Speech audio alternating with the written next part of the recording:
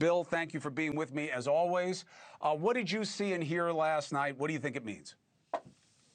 You got to give me a minute at the end to gloat about my #1 bestseller, okay? Just giving you a signal here. Kimmel. So I'm glad he's back on the air. I think Nexstar is going to put him back soon. I don't know about Sinclair, but they'll probably put him back. But I don't think that Jimmy Kimmel has learned anything at all. And that's because he's a zealot. And when you're a zealot, you can't grasp the logic of a situation.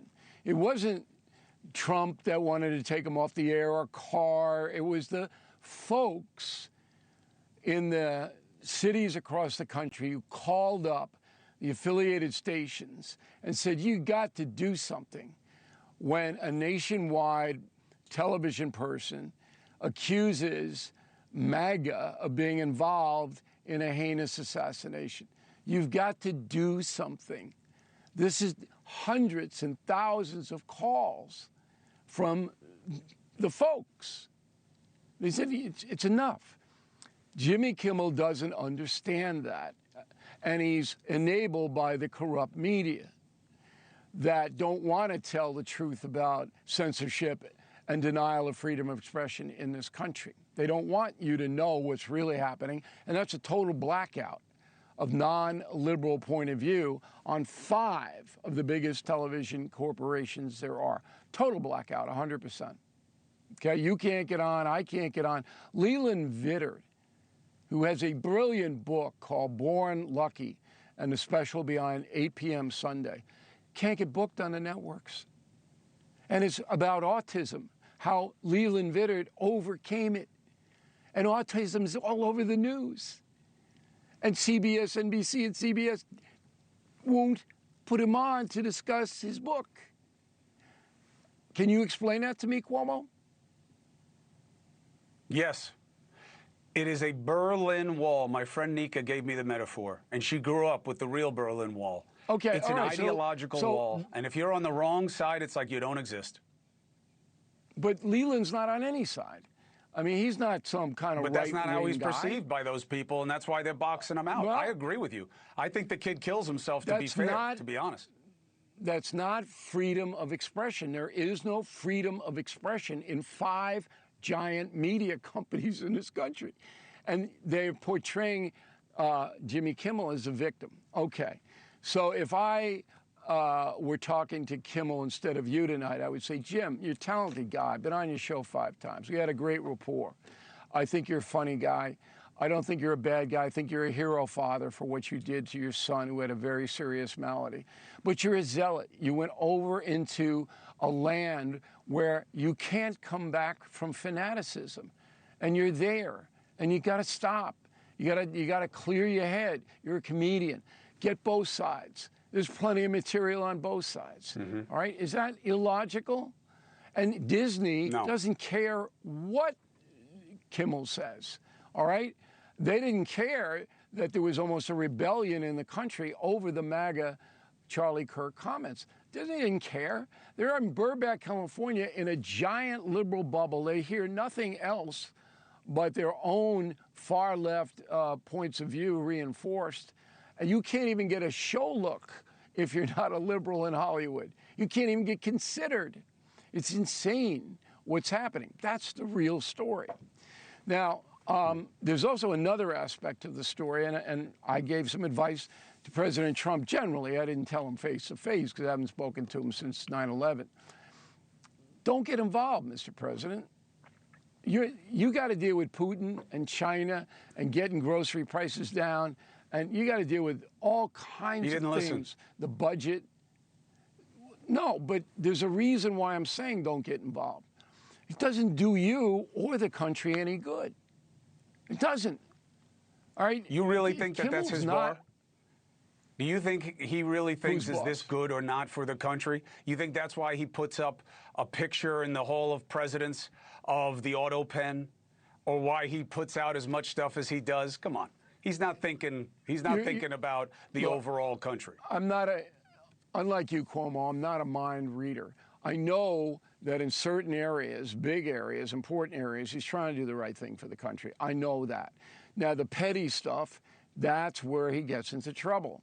But I'm trying to say, look, you're at a point in history now where there are severe problems that you have to deal with. Don't I agree. run yourself down by getting involved with Jimmy Kimmel. But I agree. That's great advice. Trump's outrage is righteous because he knows for the past 10 years that 5 major television news organizations and every urban newspaper in this country have tried to destroy him. And it's natural to seek retribution because if they try to destroy him, they're going to try to destroy me or you or whatever. And Trump has exposed that at the highest level. I don't agree with that analysis. It's not that he's I think Trump gets more criticism than anybody else. He also asks for more criticism than anybody else. And he also says more of what you call petty things than we've ever had to process before. And there's no question that everything's out of control.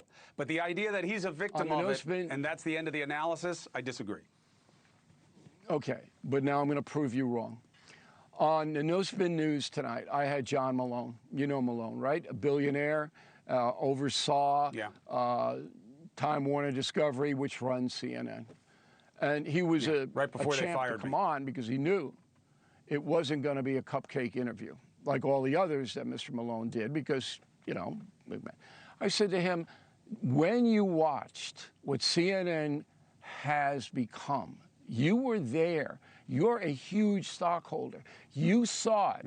You're smart enough to see it. You actually said stuff about it. They destroyed themselves by going into the Trump, I hate him mode and away from the James Earl Jones, this is CNN, we cover the world, into petty, we hate him, whatever it is, we don't like it. And it's destroyed CNN. I don't know whether people watching tonight know that NewsNation beat on a very important news day, the Charlie Kirk Memorial, beat CNN and MS combined. NewsNation slaughtered them, where in 10 years ago, 15 years ago, CNN would have been the top because people came to that network for news. They've destroyed themselves hating Trump. Kimmel has damaged himself as a performer for hating Trump. And people should understand that this is a double edge here, this kind of stuff. Now, I have one comment to make about Dallas, and it's an important comment. There's no question that this is political violence. No question that it's political violence.